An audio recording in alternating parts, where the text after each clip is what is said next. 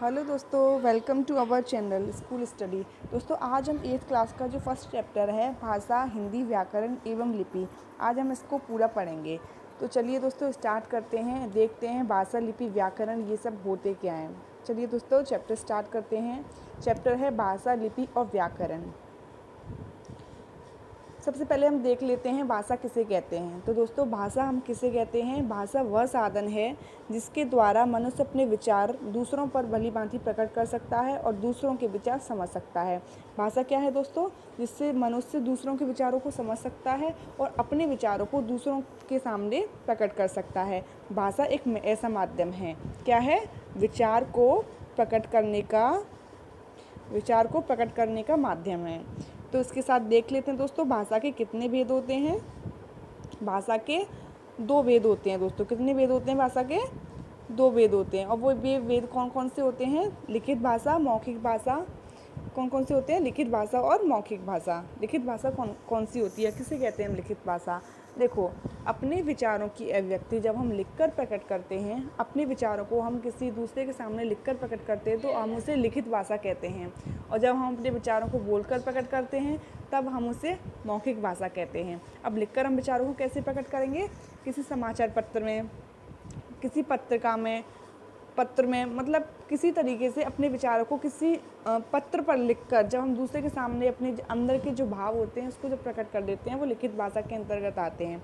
और दोस्तों मौखिक भाषा क्या होती है हमारी? मौखिक भाषा क्या होती है? जब हम अपने विचारों को बोलकर प्रकट करते हैं, किसी के सामने बोलकर वाणी के द्वारा प्रकट करते हैं तो हम उसको मौखिक भाषा कहते हैं। इतना समझ में आ गया? आगे बढ़ते हैं दोस्तों। अब हम देख लेते हैं मौखिक भाषा क्या होती है। देखते हैं दोस्तों मौखिक भाषा क्या है। मौखिक भाषा भाषा का वह रूप जिसमें व्यक्ति अपने विचारों को बोलकर प्रकट करता है और दूसरा व्यक्ति सुनकर उसे समझता है, मौखिक भाषा कहलाती है। जैसे कि मैंने आपको बताया था कि भाषा क्या है, सबसे पहले बताया था भाषा क्या है। भाषा वह माध्यम है दोस्तों जिसके द्वारा हम अपने विचारों को दूसरों के सामने प्रकट करते हैं। मैंने बताया था ऊपर भाषा के कितने रूप होते हैं? भाषा के 2 रूप होते हैं, लिखित भाषा और मौखिक भाषा। लिखित भाषा में क्या था? जब हम अपने विचारों को लिखकर प्रकट कर रहे थे, ठीक है, वो लिखित भाषा है।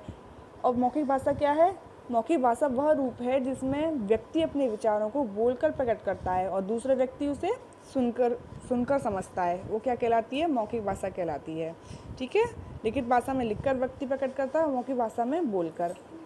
अब देखते हैं दोस्तों लिखित भाषा क्या होती है। जब व्यक्ति किसी दूर बैठे व्यक्ति को पत्र द्वारा अथवा पुस्तक एवं पत्रिकाओं के द्वारा अपने विचार प्रकट करता है, उसे संदेश भेजता है, तब उसे भाषा का लिखित रूप कहते हैं। जैसा कि मैंने ऊपर बताया था, किसके माध्यम से? पत्र के माध्यम से, समाचार पत्र के माध्यम से, कहानी के माध्यम से और लिखित सूचना के माध्यम से व्यक्ति अपने विचार को दूसरे के सामने प्रकट करता है, तो हम उसे क्या कहते हैं? हम उसे लिखित भाषा कहते हैं।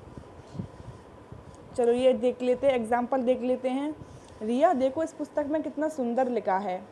नीतू मैं पढ़कर सुनाऊँ इसमें क्या लिखा है? देखो, अगर इसकी पुस्तक में जो कुछ भी लिखा है तो वो लिखित अभिव्यक्ति है, भाषा का लिखित रूप है। जब अगर नीतू कह रही है कि मैं इसे पढ़कर सुनाती हूँ तो ये क्या है? मौखिक अभिव्यक्ति। भाषा की कौन सी अभिव्यक्ति है? मौखिक अभिव्यक्ति। यानी कि भाषा के 2 रूप होते हैं, लिखित भाषा और मौखिक भाषा। इतना समझ आया दोस्तों? आगे बढ़ते हैं। किसी भी रेडियो के माध्यम से जब हम कोई बातों को सुनते हैं तो वो मौखिक भाषा के अंतर्गत आती है। ठीक है, अब देखिए ये बच्चा बुक में कुछ लिख रहा है, पत्र के माध्यम से, पेंसिल के माध्यम से कुछ बुक में लिख रहा है, तो ये क्या है? भाषा का लिखित रूप है। टीचर बोलकर किसी कक्षा में पढ़ा रहे हैं, किसी क्लास में बोलकर बच्चों को पढ़ा रहे हैं, तो ये क्या है? भाषा का मौखिक रूप है। ठीक है, भाषा के कितने रूप होते हैं अब देख लेते हैं दोस्तों। भाषा के रूप। राष्ट्रभाषा। दोस्तों हम देखते हैं राष्ट्रभाषा क्या है। देश के अधिकांश भाग में बोली जाने वाली राष्ट्रभाषा होती है। राष्ट्रभाषा क्या है? देश के अधिकांश भाग में जो भाषा बोली जाती है वो हमारी राष्ट्रभाषा कहलाती है। इसी के साथ साथ हम देख लेते हैं राजभाषा क्या है। देश में कार्यालयों में जिस भाषा में कामकाज होता है उसे राजभाषा कहते हैं। हिंदी हमारी राजभाषा है। भारतीय संविधान अनुच्छेद 343 के अनुसार 14 सितंबर 1949 को हिंदी को भारत की राजभाषा के रूप में स्वीकार किया गया। कब किया गया? 14 सितंबर 1949 को हिंदी को राजभाषा के रूप में स्वीकार किया गया। और इसी के रीज़न से, राजभाषा को स्वीकार करने की वजह से ही हिंदी को प्रतिवर्ष क्या किया जाता है? 14 सितंबर को प्रतिवर्ष हिंदी दिवस मनाया जाता है। क्या किया जाता है दोस्तों? हिंदी दिवस मनाया जाता है। हिंदी दिवस मनाया जाता है कब? 14 सितंबर को। आगे देख लेते हैं, विश्व में सर्वाधिक बोली जाने वाली भाषाओं में हिंदी तृतीय स्थान रखती है। हिंदी का कौन सा स्थान है? विश्व में सबसे ज़्यादा भाषा 2 बोली जाती हैं, उसके स्थान पर जो तीसरी भाषा है वो हमारी हिंदी है। भारतीय संविधान में हिंदी भाषा सहित 22 भाषाओं को मान्यता दी गई है। कितनी भाषाओं को मान्यता दी गई है दोस्तों? 22 भाषाओं को मान्यता दी गई है, हिंदी भाषा सहित, यानी हिंदी भाषा को मिलाकर। आगे बढ़ते हैं दोस्तों, आगे देख लेते हैं, बोली किसे कहते हैं? बोली एक क्षेत्र विशेष में बोली जाने वाली भाषा का विशिष्ट रूप बोली कहलाता है, यानी कि बोली एक क्षेत्र में बोली जाती है। अर्थात छोटे से कस्बे या क्षेत्र में बोली जाने वाली भाषा बोली कहलाती है।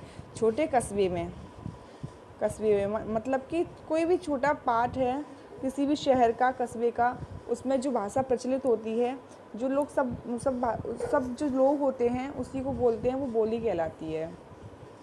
बोली का साहित्य लिखित न होकर मौखिक ही रहता है, इसकी लिपि नहीं होती। यानी कि बोली का जो साहित्य है वो लिखित नहीं होता है, वो केवल मौखिक ही रहता है, यानी बोली मौखिक रूप से अभिव्यक्त होती है, ठीक है, और इसकी कोई लिपि नहीं होती है, बोली की कोई लिपि नहीं होती है। आगे बढ़ते हैं दोस्तों, देख लेते हैं, लिखित भाषा में ध्वनि चिन्हों को वर्ड कहते हैं। क्या कहते हैं? लिखित भाषा में ध्वनि चिन्हों को वर्ड कहते हैं। इन वर्णों को लिखने की विशेष विधि या ढंग को लिपि कहते हैं। क्या कहते हैं दोस्तों? लिपि कहते हैं। संसार की सभी भाषाओं को लिखने के लिए अलग अलग लिपियां हैं। क्या हैं?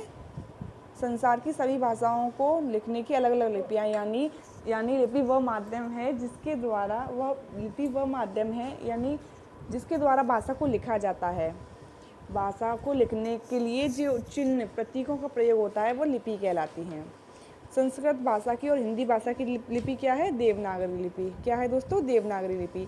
देवनागरी लिपि का विकास ब्राह्मी लिपि से हुआ है। ब्राह्मी लिपि एक प्राचीन लिपि है जिसमें बांग्ला, गुजराती आदि भाषाओं की लिपियों का भी विकास हुआ है। विश्व की कुछ भाषाएं और लिपियां इस प्रकार हैं, यानी कि ब्राह्मी लिपि से देवनागरी लिपि का विकास हुआ है। देवनागरी लिपि के अतिरिक्त अन्य लिपियों का विकास भी ब्राह्मी लिपि से हुआ है। अब ये देख लेते हैं कुछ भाषाएं और उनकी लिपियां। हिंदी भाषा की लिपि क्या है? देवनागरी। संस्कृत भाषा की लिपि क्या है? देवनागरी। अरबी की भी देवनागरी है। अरबी की लिपि क्या है? फारसी। सॉरी दोस्तों, अरबी की लिपि क्या है? फारसी। और फ्रेंच की लिपि क्या है? रोमन। आगे बढ़ते दोस्तों, देख लेते हैं बोली और भाषा में अंतर। बोली भाषा में क्या अंतर होता है? भाषा एक बड़े भूभाग पर बोली और समझी जाती है। इससे किसी बड़े महाकाव्य की रचना भी हुई होती है। भाषा एक बड़े भूभाग पर बोली और समझी जाती है, इससे किसी बड़े महाकाव्य की रचना भी हुई होती है, जैसे अवधि, रामचरितमानस। जैसे कि जो रामचरितमानस है वो तुलसीदास ने अवधी भाषा में लिखा है। किस में लिखा है? तुलसीदास ने अवधी भाषा में लिखा है। भाषा एक बड़े भूभाग पर बोली और समझी जाती है, इसके साथ किसी बड़े महाकाव्य की रचना भी हुई होती है, यानी कि भाषा एक बड़े क्षेत्र में बोली जाती है, एक बड़े भूभाग पर बोली जाती है। और भाषा में हम किसी भी ग्रंथ की रचना कर सकते हैं, ठीक है, किसी भी ग्रंथ को रच सकते हैं। बल्कि बोली एक छोटे से भूभाग पर बोली जाती है। क्या है? बोली एक छोटे से भूभाग पर बोली जाती है और छोटे छोटे लोक कथाओं की रचना होती है। बोली में क्या होती है? छोटी छोटी लोक कथाएँ होती हैं, नाटक होते हैं, नौटंकी होती है, रंगमंच पर जो भी नाटक होता है वो होता है, उसमें किसमें अब जो अपनी क्षेत्र की बोली होती है उसमें उसकी रचना होती है। जैसे भोजपुरी रचना कोई भी लोक कथा, जैसे भोजपुरी रचना कोई भी लोक कथा, जो भोजपुरी रचना होती है उसमें कोई लोक कथा प्रचलित होती है। इस तरीके से बोली में कोई भी रचना हम कर सकते हैं। आगे बढ़ते हैं दोस्तों, हम देख लेते हैं अब व्याकरण क्या है। व्याकरण को देख लेते हैं। व्याकरण वह विद्या है जो हमें हिंदी भाषा को शुद्ध बोलना एवं पढ़ना सिखाती है, उसे व्याकरण कहते हैं। यानी कि अगर व्याकरण नहीं होगा तो हम हिंदी भाषा के रूप को नहीं समझ पाएंगे, ना तो समझ पाएंगे, ना ही लिख पाएंगे, ना ही बोल पाएंगे। व्याकरण एक ऐसा माध्यम है जो हमें हिंदी भाषा को शुद्ध बोलना, पढ़ना एवं लिखना सिखाती है, उसे व्याकरण कहते हैं। व्याकरण के कुल 3 अंग होते हैं। कितने अंग होते हैं दोस्तों? 3 अंग होते हैं। वर्ण विचार, भाषा विचार और वाक्य विचार। अब देख लेते हैं व्याकरण के कितने भेद होते हैं। कितने भेद होते हैं दोस्तों व्याकरण के? व्याकरण के भेद कौन कौन से होते हैं? वर्ण होता है, शब्द होता है, पद होते हैं, वाक्य होते हैं। आपके सिलेबस में वर्ण और शब्द हैं। वर्ण क्या है? वर्ण भाषा की वह सबसे छोटी इकाई है। भाषा की सबसे छोटी इकाई को वर्ण कहते हैं। वर्ण किसे कहते हैं? भाषा की सबसे छोटी इकाई को वर्ण या ध्वनि कहते हैं। और जब दो या दो से अधिक वर्ण मिलते हैं तो वे क्या बन जाते हैं? हमारे शब्द बन जाते हैं। फॉर एग्जाम्पल हम देखते हैं, जैसे कि ये लिखा है च। अगर मैं इस पर आ की मात्रा लगाऊंगी तो क्या हो जाएगा? चा। ये क्या है? एक वर्ण है। क्या है? एक वर्ण है। जब मैं एक दूसरे वर्ड को इसमें मिला के लिख दूंगी तो क्या हो जाएगा? अब मैं इसको केवल आगे वाले वर्ड को जब मैं पढ़ रही हूँ तो मैं चा पढ़ रही हूँ, और जब दूसरे वाले वर्ड को मिला दूंगी तो क्या हो जाएगा? चा चा। यानी कि दो या दो से अधिक वर्णों के मिलने से शब्द बनते हैं। और वर्ण क्या है? भाषा की सबसे छोटी इकाई को वर्ण या ध्वनि कहते हैं। इतना समझ में आया दोस्तों? तो चलिए आज हमारा चैप्टर ख़त्म होता है। इसी के साथ साथ हम सारे चैप्टर्स को कंप्लीट करेंगे। अगर आपको वीडियो अच्छी लगी हो तो लाइक एंड सब्सक्राइब करें। Thanks for watching.